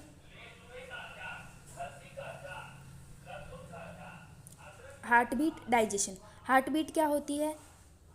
अपने कंट्रोल में नहीं होती, इनवॉलेंट्री होती है। किसके द्वारा कंट्रोल होती है? ब्रेन के द्वारा। डाइजेशन जो अंदर चल रहा होता है वो भी ब्रेन के द्वारा अपने कंट्रोल में नहीं होता। लास्ट वाला पॉइंट मैं बोल रही हूँ, ये जो रिफ्लेक्स आर्क होता है, इनवॉलेंट्री मूवमेंट होता है जो अपने ब्रेन के कंट्रोल में नहीं होता, इमरजेंसी सिचुएशन पे होता है, जैसे कि ब्लिंकिंग रिफ्लेक्स आर्क में हो गया, किसके द्वारा कंट्रोल किया जाता है, स्पाइनल कॉर्ड में। पूरा रिवाइज हो गया। अब ये जो मूवमेंट होता है, थर्ड पॉइंट इसका लिखना, ये मूवमेंट जो होता है क्विक होता है। भाई इमरजेंसी की सिचुएशन है, जल्दी से हाथ हटाना पड़ेगा, जल्दी से पलकें झपकानी पड़ेगी ताकि जानवर अंदर ना चला जाए, जल्दी से हाथ हटाना पड़ेगा ताकि आपका हाथ जल ना जाए। और इसमें लिखना पड़ेगा इनवॉलेंट्री मूवमेंट जो कि ब्रेन के द्वारा कंट्रोल करे जाते हैं ऐसे मूवमेंट वाले, उसमें जो हार्ट बीट आ जाता है, डाइजेशन आ जाता है। इसमें थर्ड पॉइंट में आपको लिख देना है कि ये जो है ना नीड के अकॉर्डिंग होता है, मे बी क्विक और स्लो अकॉर्डिंग टू नीड। ये हमेशा क्विक रहेंगे, ये क्विक और स्लो मतलब जल्दी और धीरे दोनों हो सकते हैं। जैसे कि अपना डाइजेशन हो गया, जब डाइजेशन ज़्यादा करना होगा जब जल्दी होगा, कम करना होगा जब धीरे होगा। नीड के अकॉर्डिंग होता है, बॉडी की जितनी रिक्वायरमेंट है उसके अकॉर्डिंग होता है। ब्रेन कंट्रोल करता है, इनवॉलेंट्री होता है, अपने खुद के कंट्रोल में नहीं होता, ब्रेन के कंट्रोल में होता है। अपन खुद चाह के वो चीज़ नहीं कर सकते, जैसे कि डाइजेशन अपन चाह के नहीं कर सकते, वो अपने आप होता रहता है, ब्रेन के कंट्रोल में होता है। मतलब ये वाली चीज़ समझ आ गई होगी, ज़्यादा ही समझा दिया मैंने। अब नीचे चलते हैं, कोऑर्डिनेशन इन प्लांट्स। अभी तक अपन ने ह्यूमन के अंदर जो कोऑर्डिनेशन होता है उसके बारे में पढ़ा, नर्व सिस्टम के बारे में पढ़ा जो कि ह्यूमन के अंदर होता है। अब प्लांट्स के अंदर भी भाई कोऑर्डिनेशन होता है, जिसमें एग्जांपल में आ जाता है चुई मुई। चुई मुई का पौधा अपन ने क्लास टेंथ अभी चल रही है, जिसमें हिंदी में जो चुई मुई के बारे में आया था, चुई मुई का राम लक्ष्मण बोलता है कि चुई मुई का पौधा नहीं है, ऐसा ऐसा कुछ है ना। चुई मुई के पौधे में क्या होता है कि अगर अपन उसको टच करते हैं तो वो सिकुड़ जाता है, सेंसिटिव पौधा होता है, जो कि कौन सी उसका टच मी नोट इंग्लिश में इसका आ गया। चुई मुई हिंदी का ज़्यादा इंटरेस्टिंग है नाम, है ना। इंग्लिश में टच मी नोट प्लांट हो गया, जो कि कहाँ से है, मीमूसा फैमिली से। एक इम्पॉर्टेंट चीज़ ये आ गई, मीमूसा फैमिली से है, टच मी नॉट प्लांट है चुई मुई, जिसको टच करने पे वो सिकुड़ जाता है, मतलब पत्तियां जो उसकी है वो फोल्ड हो जाती है। ये आपका एक मूवमेंट शो करता है। ये मूवमेंट कैसा है, नास्टिक मूवमेंट है एक तो। और ये शो कैसे हो गया, इसमें ये देखो एग्जाम्पल है ना, ये चुई मुई का पौधा है, अगर आप इसको टच करेंगे तो ये ऐसा हो जाएगा, सिकुड़ जाएगा, ठीक है। अब ये क्यों हुआ, इसमें क्या हुआ कि वाटर का मूवमेंट हुआ, स्वेलिंग और श्रिंकिंग हुआ। ये तो पढ़ा ही होगा, स्वेलिंग मतलब फूल जाना, पानी जब ज़्यादा भर जाता है, जब फूल जाता है सेल, ठीक है। श्रिंकिंग जब होता है, पानी जब सारा बाहर चला गया तो ये सिकुड़ जाता है, ठीक है। स्वेलिंग और श्रिंकिंग वाटर के मूवमेंट की वजह से आपका ऐसा मूवमेंट देखने को मिलता है। जब अगर स्वेलिंग मतलब स्वेल हुआ तो फूला हुआ दिखेगा, श्रिंकिंग हो गया तो फिर ये आपका जो सिकुड़ जाएगा, मतलब है ना। मैंने नर्व सिस्टम के बारे में पढ़ाया था, एनिमल वाला है ना नर्व सिस्टम में, जिसमें इंफॉर्मेशन गेन और रिसीव करते हैं। वैसे ही प्लांट में भी रहता है कि इलेक्ट्रिक केमिकल की वजह से, वैसे ही प्लांट्स में भी रहता है कि इलेक्ट्रिक केमिकल की मदद से वो इन्फॉर्मेशन को गेन करते हैं, लूज़ करते हैं, ठीक है, रिसीव और सेंड करना। पर अगर एग्जाम में आ जाए ना कि नास्टिक मूवमेंट के बारे में बताओ, ये जो मूवमेंट हो रहा है वो नास्टिक है, नास्टिक, ये टर्म याद करनी है आपको। नास्टिक होता है, दो मूवमेंट रहते हैं, अभी मैं आपको बताऊंगी। अगर इस वाले मूवमेंट के बारे में, चुई मुई के बारे में पूछ ले और एग्जाम में क्वेश्चन में आ जाए कि नास्टिक मूवमेंट के बारे में बताओ, तो उसमें आपको स्वेलिंग और श्रिंकिंग के बारे में लिख देना है ना। कंसंट्रेशन के बारे में तो याद हो गई है ना, कि higher concentration lower concentration chapter first में कहीं ना कहीं डेफिनेशन लिख ली होगी, नोट्स बनाने वाले बच्चे लिख लेते हैं, वो वाली चीज़ ही इस वाले क्वेश्चन में छाप देना, अगर आए तो बाई चांस ही आएगा।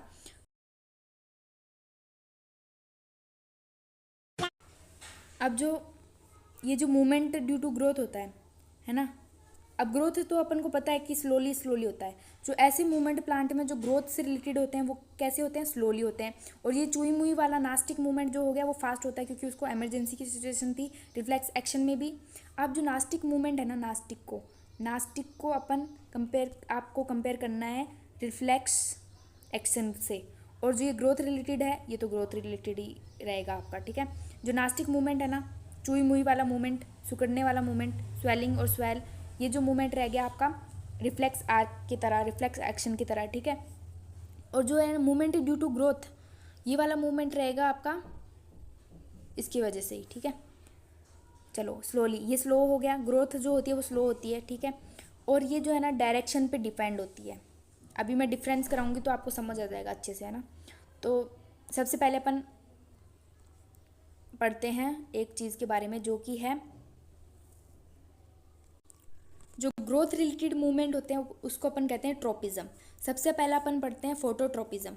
फोटोट्रोपिज्म क्या होता है, ऐसा सा दरवाज़ा लगा दिया और यहाँ पे एक पौधा रखा था जो कि यहाँ से सनलाइट पास करी, यहाँ पे पौधा रखा था, सनलाइट पास करी, तो अपन सनलाइट आने के बाद अपन देखते हैं कि ये जो ऊपर वाला पार्ट है ना वो सन की तरफ चला गया, और जो नीचे वाला रूट वाला पार्ट है कांच की डिब्बी में से दिख रहा है अपन को, अपोजिट चला गया सनलाइट के। तो यहाँ पे क्या हुआ, दो चीज़ हुई, जो ऊपर वाला पार्ट सनलाइट की तरफ गया है ना, वहाँ पे क्या हुआ, पॉजिटिव फोटोट्रोपिज्म, पॉजिटिव फोटोट्रोपिज्म। और जो नीचे वाला रूट वाला पार्ट है जो कि सनलाइट के अपोजिट में गया, वहाँ पे क्या हुआ, नेगेटिव फोटोट्रोपिज्म। ये वाली चीज़ें आपको ध्यान में रखनी है। फोटोट्रोपिज्म ऐसा मूवमेंट होता है जहाँ पे जो प्लांट का अपर पार्ट होता है वो सनलाइट की तरफ जाता है, जो लोअर पार्ट होता है, रूट वाला पार्ट होता है, अपोजिट डायरेक्शन में जाता है सनलाइट के। तो इसलिए जो अपर पार्ट में क्या होगा, पॉजिटिव फोटोट्रोपिज्म, लोअर पार्ट में होगा नेगेटिव फोटोट्रोपिज्म, है ना। ये फोटोट्रोपिज्म है, वैसे ही आपका जियोट्रोपिज्म है, दोनों बहुत इंपॉर्टेंट और बहुत इजी है, बहुत इजी है, मतलब बहुत ज़्यादा इजी है। जियोट्रोपिज्म, ट्रोपिज्म जो होता है सिर्फ ट्रोपिज्म आए, ग्रोथ रिलेटेड मूवमेंट हो गया। जियोट्रोपिज्म आए मतलब जियोट्रोपिज्म, जियो मीन्स धरती मान लीजिए, ग्रेविटी मान लीजिए, जैसे कि रूट होती है, जो रूट होती है वो धरती की तरफ जाएगी, मिट्टी की तरफ जाएगी, मिट्टी की तरफ जाने की ट्राई करेगी।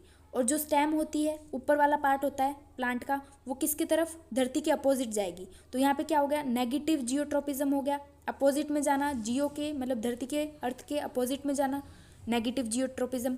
ग्रेविटी की तरफ जाना, धरती की तरफ जाना, वो हो गया पॉजिटिव। और धरती की तरफ कौन जाता है, रूट वाला पार्ट जाता है, ठीक है। मतलब ये तो कॉमन सेंस वाली चीज़ ही है कि मिट्टी की तरफ कौन जाएगा, जियो की तरफ, ग्रेविटी की तरफ कौन जाएगा, रूट से जाएगी, है ना। और सनलाइट की तरफ कौन जाएगा, फोटोट्रोपिज्म की तरफ कौन जाएगा, अपना स्टेम सी जाएगी, रूट्स तो उसके अपोजिट चले जाएगी, ठीक है। जैसे कि जियोट्रोपिज्म, धरती की तरफ कौन जाएगा, रूट्स जाएगी, रूट्स तो पॉजिटिव में चली गई, पॉजिटिव जियोट्रोपिज्म। अब बचा नेगेटिव, नेगेटिव कहाँ होगा, अपर पार्ट में नेगेटिव हो जाएगा, जो कि अपोजिट में चल जाएगी धरती के, ठीक है। अब आ जाता है अपना, कहाँ गया, हाइड्रोट्रोपिज्म। हाइड्रोट्रोपिज्म में मतलब नाम से ही पता चल रहा है, हाइड्रो मतलब वाटर होता है, ठीक है। हाइड्रोट्रोपिज्म में जैसे कि प्लांट हो गया, एक पौधा हो गया, ठीक है, नाम से ही पता चल रहा है वाटर की तरफ कौन जाएगा, वाटर की तरफ मूवमेंट करेगी, अपनी रूट्स करेगी, इसमें हो गया पॉजिटिव हाइड्रोट्रोपिज्म। और जो अपोजिट, वाटर के अपोजिट कौन जाता है, स्टेम जाएगी, नेगेटिव हाइड्रोट्रोपिज्म। नेक्स्ट अपन पढ़ेंगे चेमोट्रोपिज्म। चेमोट्रोपिज्म का मतलब होता है, चेमो का मतलब होता है केमिकल, ठीक है, चेमो का मतलब हो गया केमिकल। जैसे कि इसका एग्जांपल क्या हो गया, जो पोलन ट्यूब होती है वो ग्रोथ हो गई, पोलन ट्यूब की, पोलन ट्यूब जनरेट होती है जिसमें से पोलन ग्रेन्स जाते हैं, कहाँ तक जाते हैं, आपके ओवरी तक। तो इस मूवमेंट को अपन क्या कहते हैं, चेमोट्रोपिज्म कहते हैं। एक टर्म आ जाती है स्टिमुलस।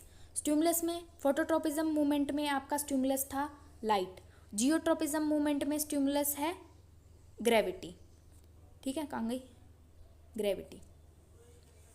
जैसे कि नास्टिक मूवमेंट में वो आ गया, चुई मुई वाला मूवमेंट हो गया, मान लीजिए रिफ्लेक्स एक्शन मान लीजिए, ठीक है। प्लांट्स में रिफ्लेक्स एक्शन को अपन नास्टिक मूवमेंट के नाम से जान लेते हैं।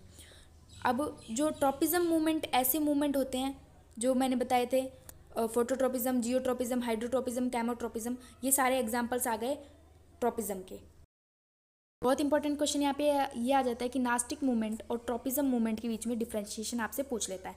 तो पहला डिफरेंशिएशन इसमें नास्टिक मूवमेंट में ये रहता है कि ग्रोथ से रिलेटेड, आप अगर चुई मुई के प्लांट को अगर टच करते हैं तो वो सिकुड़ता है, उसमें कोई ग्रोथ से रिलेटेड कोई चीज़ नहीं होती, मतलब सिकुड़ जाने पर उसकी हाइट थोड़ी ना बढ़ जाती है, तो इसमें ग्रोथ नहीं होती, ठीक है, नोट ग्रोथ। और ट्रोपिज्म मूवमेंट में अपन ने देखा फोटोट्रोपिज्म, हाइड्रोट्रोपिज्म, जिसमें जो है ना रूट जो चली जाती है वाटर की तरफ चली जाती है, ग्रेविटी की तरफ रूट का मूवमेंट रहता है, स्टेम का मूवमेंट रहता है, ऊपर वाले पार्ट का मूवमेंट सन की तरफ रहता है, लाइट की तरफ रहता है। तो फिर इसमें क्या होता है कि कहीं ना कहीं प्लांट की ग्रोथ हो जाती है, तो इसमें ग्रोथ लिख लीजिएगा। और थर्ड पॉइंट में आ जाता है, सॉरी सेकंड पॉइंट में ये आ जाता है कि ये जो मूवमेंट है ना वो काफ़ी क्विक रहता है और ये वाला स्लो रहता है। ग्रोथ जो होती है अपनी स्लोली होती है, तो उससे याद कर सकते हैं। क्विक मूवमेंट क्यों होता है, क्योंकि यहाँ पे ज़रूरत ही क्विक होने की है। जो आपका चुई मुई का प्लांट है वो अपना मूवमेंट शो करता है, जल्दी से सिकुड़ जाता है, क्यों, क्योंकि उसको लगता है कि भाई अब अटैक होने वाला है मेरे पे, इमरजेंसी की सिचुएशन आ गई है। जैसे कि अपना रिफ्लेक्स एक्शन में क्या होता है कि जल्दी से वो भी क्विक होता है।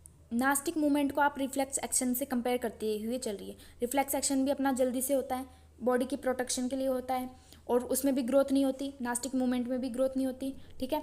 थर्ड पॉइंट इसमें ये आ जाता है कि एग्जाम्पल भी लिख सकते हैं अपन, हाँ एग्जाम्पल से पहले ये वाली चीज़ लिखेंगे, ये not depend on direction, direction पे डिपेंड नहीं करता। ट्रॉपिज्म डायरेक्शन पे डिपेंड करता है। अपन ने इसमें सारी चीज़ें डायरेक्शन के बारे में ही तो पढ़ी। जियोट्रॉपिज्म में जो डायरेक्शन रहती है ग्रेविटी की तरफ रहती है रूट की, ऐसे ऐसे अपन डायरेक्शन के बारे में ही पढ़ा। और इसमें नास्टिक भाई सुकड़ने में कौन सी डायरेक्शन आ गई, कोई डायरेक्शन नहीं होती, ठीक है। नेक्स्ट आ जाते हैं अपन नास्टिक मूवमेंट की थोड़ी डेफिनेशन भी लिख सकते हैं कि नास्टिक मूवमेंट में क्या होता है। सेलुलर चेंज की वजह से होता है, सेलुलर चेंज की वजह से, जिसमें स्वेलिंग और श्रिंकिंग आ जाता है। कंसंट्रेशन की वजह से होता है। ये वाली चीज़ अगर लिखो तो लिखो, वरना इसमें पॉइंट मिल जाएंगे। लास्ट में आप एग्जाम्पल लिख लेना, पॉइंट क्या नंबर मिल जाएंगे। लास्ट में एग्जाम्पल में आ जाता है चुई मुई, कितना प्यारा एग्जाम्पल है। और इसमें एग्जाम्पल आ जाता है आपका हाइड्रोट्रोपिज्म, जियोट्रोपिज्म, ये सारी चीज़ें। अगर नास्टिक मूवमेंट को आप उससे कंपेयर करते हुए चलेंगे रिफ्लेक्स एक्शन के तरह, तो आपको लर्न करने में इजी रहेगा। ये वाली चीज़ तो पढ़ ली, थैंक गॉड पढ़ ली अपन ने, है ना। अब लास्ट ये रहता है, बहुत छोटी सी चीज़ है। जैसे कि अपन ने पढ़ा था कि हर जो नर्व सिस्टम रहता है, कोऑर्डिनेशन वाला सिस्टम रहता है, वो लिमिटेड रहता है अपने ह्यूमन बींग्स में, कुछ जगह तक ही सीमित रहता है। वैसे ये जो अपने जो प्लांट्स में भी नास्टिक मूवमेंट है ना, ये लिमिटेड है। नर्व टिश्यू वगैरह ये सब लिमिटेड है, कुछ जगह तक ही रहता है। इलेक्ट्रिक इम्पल्स वाला सिस्टम जो प्लांट्स में रहता है ना, वो कुछ सेल तक ही सीमित रहता है। इसलिए प्लांट्स में भी हार्मोनल सिस्टम होता है, जैसे कि अपने ह्यूमन बींग्स में होता है। प्लांट हार्मोन में क्या करना है कि आपको टर्म्स ध्यान में रखनी है और उनका जो फंक्शन है वो ध्यान में रखना है। जैसे कि जिब्रेलिन हो गया, साइटोकाइनिन हो गया, ऑक्सिन हो गया, एबिसिक एसिड हो गया, ठीक है।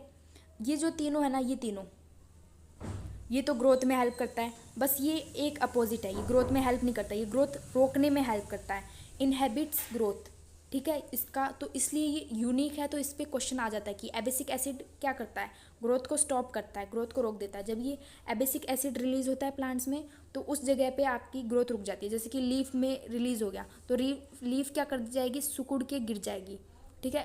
लीफ वाला ये ध्यान में रखना, ये ध्यान में मत रखना, आपको सिर्फ इतना ध्यान में रखना है। एबिसिक एसिड क्या करता है, ग्रोथ को स्टॉप करता है, इनहेबिट्स ग्रोथ करता है, ठीक है। और ये जो तीन है ना, ये तीन हार्मोन ग्रोथ करने में हेल्प करता है, ठीक है। अब इन तीनों के सबके वर्क देख लेते हैं। ऑक्सिन का एक इम्पॉर्टेंट चीज़ देखते हैं कि ऑक्सिन जो हार्मोन है ना, वो हमेशा आपका, जैसे कि प्लांट हो गया,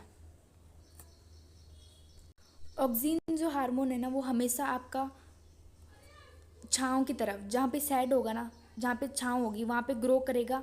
और ग्रो होने के बाद जब ये बड़ा हो जाएगा, जब ये लाइट में चला जाएगा, सनलाइट की तरफ चला जाएगा, अपोजिट डायरेक्शन में ये ग्रो करेगा, सनलाइट के अपोजिट डायरेक्शन में, जहाँ पे छाँव होती है वहाँ पे ग्रो करेगा कौन, ऑक्सिन हार्मोन।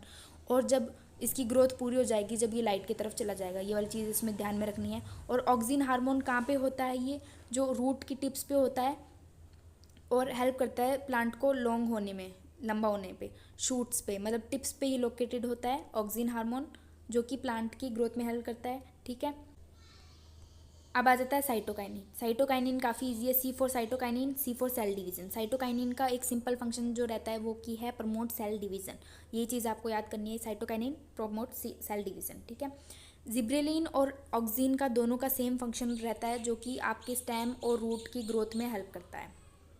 मेन तो आपका रहता है कि स्टेम की ग्रोथ में हेल्प करता है। जिब्रेलिन स्टेम की ग्रोथ में हेल्प करेगा, ऑक्सिन भी स्टेम की ग्रोथ में हेल्प करेगा, साइटोकाइनिन सेल डिवीजन में हेल्प करेगा, एबिसिक एसिड जो कि ग्रोथ रोकने में हेल्प करता है, ठीक है।